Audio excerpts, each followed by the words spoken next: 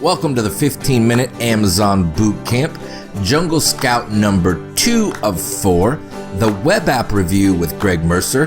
He's going to walk us through the Jungle Scout web application that actually searches products with specific attributes of products on Amazon.com, whereas the Chrome app analyzes products you find. If you're interested in more Jungle Scout training or a special discount, visit our website at 123amazon.net or click the link right here. Okay, Greg, tell us how we can search awesome products. Kind of after we built the extension, the next roadblock or the next bottleneck in the product research was then coming up with these ideas, right? Which might kind of sound kind of silly, but there's block, or I don't know the good word for it, but if you're just sitting at your computer trying to think of like hundreds or thousands of different like product types, it's a lot harder than it sounds. After you've like named everything in the room, you start kind of running out of ideas. So that's kind of like where the next phase of Jungle Scout was built. And so right now I'm inside of the Jungle Scout web app. So I think this is common confusion for people. So, our extension works inside of the Amazon store. I'm on Amazon.com, installs into Chrome, and it opens up right here in the Amazon store. The web-based app, this is a separate Jungle Scout product. Now we're on Jungle Scout's website. This is inside a piece of software that, Jungle Scout has, and it kind of runs in there. So I think that's an important distinction. But what we've done is we've kind of rebuilt Amazon's catalog in a way that is user-friendly for sellers to search through. So, like Amazon.com is great if you're a consumer and you are looking for a product, right? If you're a seller looking for a product, they don't set it up so you can say like, oh, show me all of the products that sell really well but aren't competitive and over this price and like whatever. So we've kind of brought in all of their products, or we try to bring in all the products that sell one a month or more. It looks like we have 22 million products in here.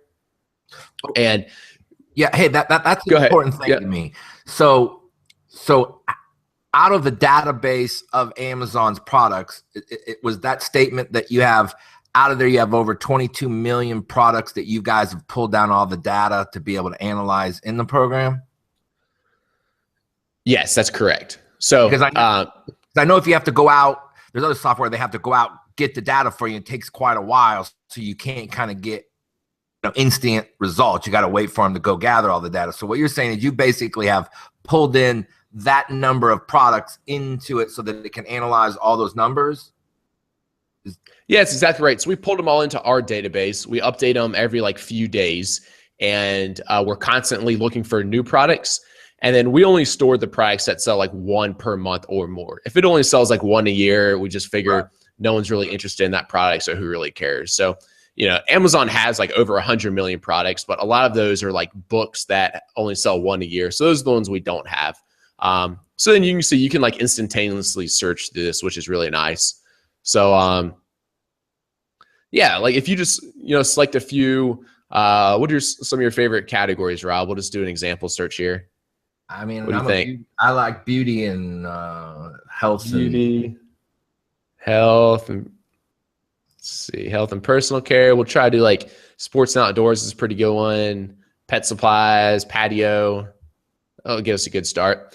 So we could say like 20 to, I think Rob said he like $17 to $50.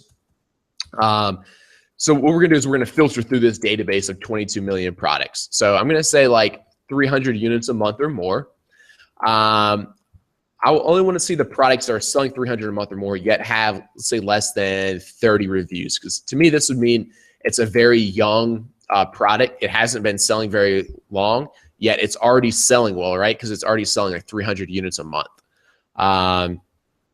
So let's just go ahead and filter it and see what we're at there. And then what I usually do is like to start kind of broader like this, and then I can fine tune it. So we see a whole bunch of products that meet this criteria. From here, you can get product ideas, or we can niche down even further. One of the ways I like to do that is the listing quality score. So what we've done is we've ranked all of the listings from 1 to 100. So 100 would be like an awesome listing. They have really nice photos. They have a good optimized title, long bullet points, lots of keywords, good description, and so forth. A bad listing, say someone with a low listening quality score, they would maybe only have like one photo, only like 3 bullet points, and it's just very like unoptimized. So again, can you say that again? Because I want to make sure, because I want to make sure I got what you said as far as bad listing quality and how you're doing that. Yeah, and I can just show you an example here. So what we do is, when we load all these products into our database, so I'll just show you this. This has a listing quality score of 28 out of 100, which is obviously pretty bad. So if we go here and look at it, we can kind of see why, right? So it only has one photo. The bullet points are very short here without many keywords in them. A short title without many keywords. If we go down here and look at the product description, you're allowed, I forget how many characters, but a lot, like a few paragraphs, and they only have 2 sentences here. So this is a very we lost your screen. Sorry about that. I don't know why it keeps doing that. I guess that's one of the problems with the live webinars, right? Yeah, exactly. So let's see. Am I back now? Yep. All right. Feel free to just yell at me again if you lose my screen. You got it, sir. So yeah, so this was a what was it? A 28 out of 100 listing quality. So it has one photo, a short title. It does have 5 bullet points, but they're all short without many keywords. And then down here, there's only 2 sentences in the description. So this is a very unoptimized listing. So, this product is selling well. It's selling over 300 a month, even though it only has 37 reviews and it has a pretty bad listing. So these are the type of things that, since you're filtering through the database and seeing these would be potential opportunities. I wouldn't really want to private label canned cat food, but these are the product database. It will give you ideas that you can then, it gets you 99% of the way. Then the last 1% you just have to say, okay, is this a product that I would actually want to private label? So, if like we look at another example, and heck, let's just go ahead and just try to find something that we would want to private label. It's always, and you know what? That's something that I try to get people who get stuck in this. I can't find a product situation. Is I feel like most times, even on live webinars, I'll get on there and I could take products off of that live webinar and put them in what I call my short list and look at it. So I think that like people get so caught up in that it's not as difficult, I think, as people make it out to be, because it's more fear oriented, and that's what Jungle Scout does. Is it gives you ability to be able to take. the ability to be able to look at something and know what a poor listing quality is, because you've been able to put down all those parameters, and that's something that we in the super product selector that that we use, our people use, is that's one of the criteria. Does it have a bad listing? So, you give that point where Jungle Scout's doing all together at the same time, which I think is tremendous. Yeah, cool. So yeah, I found a product here, and I didn't do any research before this. So this may be a terrible product, but we'll find out. It's empty spray bottles. So, I clicked this because I saw in the database that it has a poor LQS, listing quality score. So the listing's not good. Yet it was selling right around 300 a month, and it only has 19 reviews. So to me, it'd be worth investigating further. It's not a guarantee it's going to be a good product, but we'll see. So I'll now search for what I think is the main keyword on Amazon.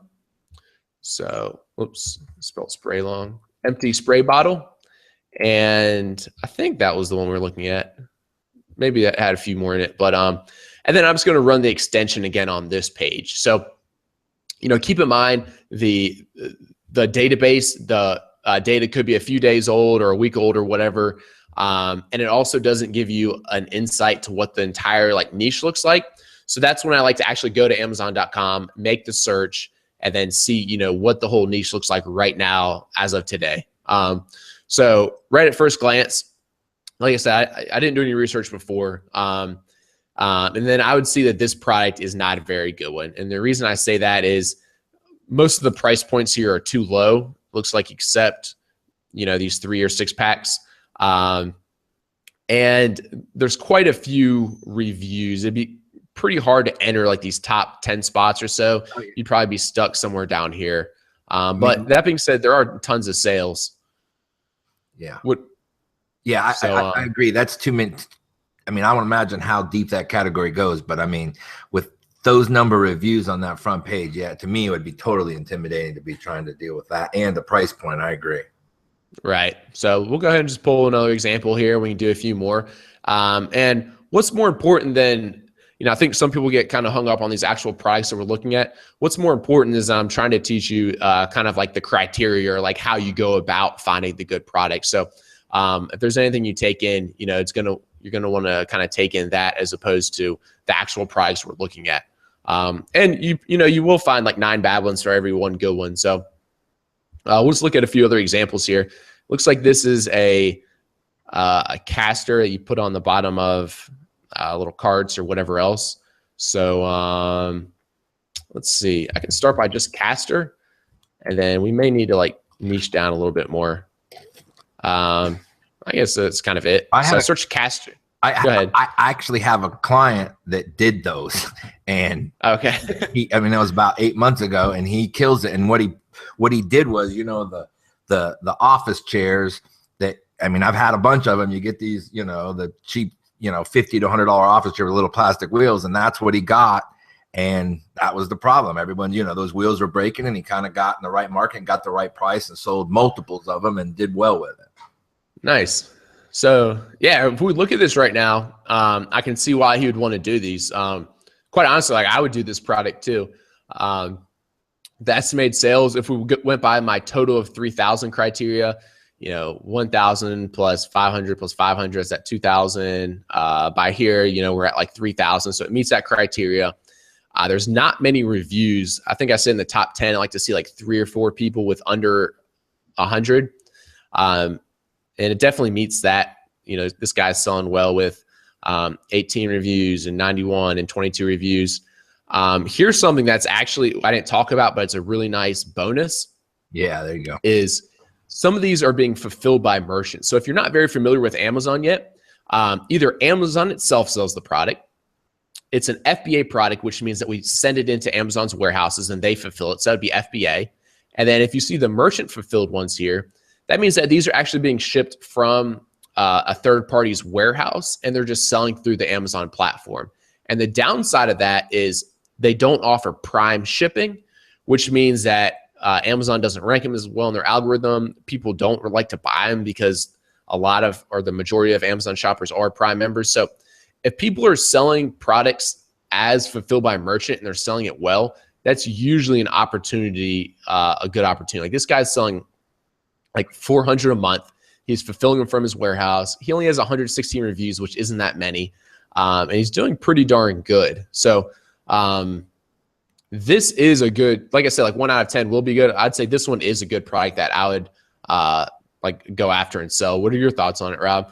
Well, I can't see there, but I certainly could find. I think he is on the front page, so he's on there, and I watched the whole thing develop. So, and we literally use Jungle Scout, and like you said, a year and a half ago, like none of these, you had to guess at all this stuff. So this is just a tremendous, advantage. So yeah, I definitely think it's still an opportunity there. What do you feel about one of the things that I've learned in this process, that not necessarily when it says Amazon selling it, that doesn't necessarily mean that that Amazon, it's actually their product. It could be your product that Amazon is purchasing in their vendor program. And that doesn't necessarily mean that means they only get a couple of little advantages over somebody who isn't in their vendor program. I'm not saying there isn't any advantage, but basically Amazon sees that you're selling enough that they're willing to kind of make a pre-purchase on it and hold it. And they give you some other things that you can do with your listing, but to actually control your listing a little more. So are you as intimidated by seeing a bunch of Amazon sell, people that, are just, it looks as if Amazon is selling it? What's your kind of opinion of that? Yeah, and I'm actually really glad you asked this because I'm not intimidated by it at all, actually. And I'll tell you why. When I actually see Amazon selling it, that, I guess to me, first of all, I'd like to see it's merchant fulfilled. That'd be like the best sign. The second best sign would be Amazon selling it. The third, or the least favorable to me, is FBA. And this is why. Amazon doesn't do any kind of sponsored products or any types of like giveaways, and they usually have pretty bad listings. So Absolutely. I think that was this one right here. Yeah, I would imagine if you, I would, and before like your analyzer tool there that would show you what a bad listing is or give you that score, that's exactly what I always thought was, look, Amazon's listings typically are not good. They just, they're not good. And so I think I think that's probably typical. So I agree. And the other thing is, if Amazon is buying it in the vendor program or they're selling it, Amazon is not dumb enough to just get into products on their own. If it's in a vendor program, they might be, but Amazon's, that shows that there's some sales in there. And I mean, what's funny is that you mentioned, which I always believe, which is I'm more concerned there's just tons of FBA people. Yeah. So it's almost kind of the opposite of people's, that you hear people talking about.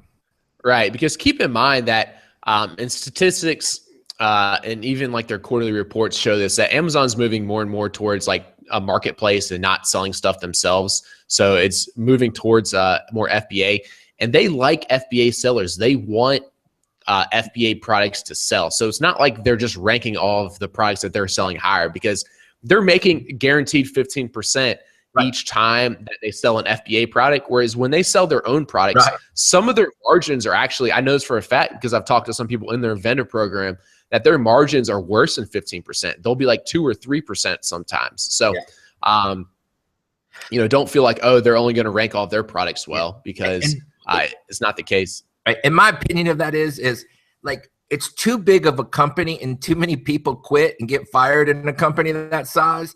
And if there was like a real effort to kind of screw over the FBA people, I mean, they're going to have a product and they're going to unnecessarily mess with it. Like, I think that would leak out very quickly. I mean, you could hire, so more than, it's like mid 40% of their sales come from FBA. And I just read the article on it last week. Make more profit and more money on an FBA program than they do their own products. So, people say, oh, it's going to wear out. We're not going to have, no. They're growing. You're still, if you're getting into this business, you're still at the infancy stage. Amazon doesn't even make $1 in profit because they put so much money back into their infrastructure. So don't get people get caught up in, oh, I'm too late to the party. I've not got there. You are not. You're still at the beginning of this party. It's still growing. I think it's the greatest single opportunity for people to actually start a business with a low amount of capital and create long-term income. Yeah, I agree with you there. I think a testament to that is probably that, like, now, like, all my buddies and my brother-in-law, they're all doing it. Because I'm like, look, guys, you need to look into this opportunity. It's pretty incredible right now. There you go. So, if we want to, we could look at one more example here, but I think you guys are probably catching on to the kind of like my workflow for finding products now. I usually look for something in the product database. From there, I'll explore it deeper on Amazon and then take it from there. So just looking through here, products I'd stay away from are like these name brand type stuff, like Adidas. Like, these are probably selling well because they're Adidas pants. If I were to private label those with my own brand, that wouldn't be that good. Hopefully this is a joke. I have no idea what this is. Roaches. Actually, it isn't, Greg. There's all kinds of what is this stuff that they're selling now. Imagine that's merch. Holy cow. But like, there's a guy that made, in crazy amount of money, was selling crickets. So they definitely. Wow. Yeah. I don't think you can send us into FBA though, can you, crickets? No. Okay. So this just goes to show, like, all of, the casters is like a good example. These are all things that I would never think of if I was just trying to come up with product ideas off the top of my head, right? I wouldn't think of roaches. I wouldn't think of, I don't even know what this is, Americane powder or some of this other stuff. Empty spray bottles we looked at earlier. These are all just like weird, obscured items. And this should go to show just like how vast the Amazon catalog is. And this stuff really sells well. They're turning into such like a, just such a powerful channel that even like these really weird and obscure products sell well. And these are the types of things I recommend to people, for people to look at, like this, like a magnetic arrow for people welding. Like I would never think to search that, if I wasn't looking through these ideas. So it's pretty cool. I hope you enjoyed this Gorillaz 15-minute boot camp. If you'd like to receive a special discount and 30 minutes of personal training on how to use Jungle Scout software, click the link or visit our website at 123amazon.net. The next 15-minute Amazon boot camp, Jungle Scout part number 3 with Greg Mercer. He explains the product tracking tool and the niche hunter, which delve deep into Amazon to find specific niches with poor listings and big opportunities. Plus, we're going to talk about Review Kick, which help you get reviews of your products. Visit our website at 123amazon.net for tons and tons of free training tools. I have one more important thing that won't just take but a minute of your time, and I really think it can help your Amazon business.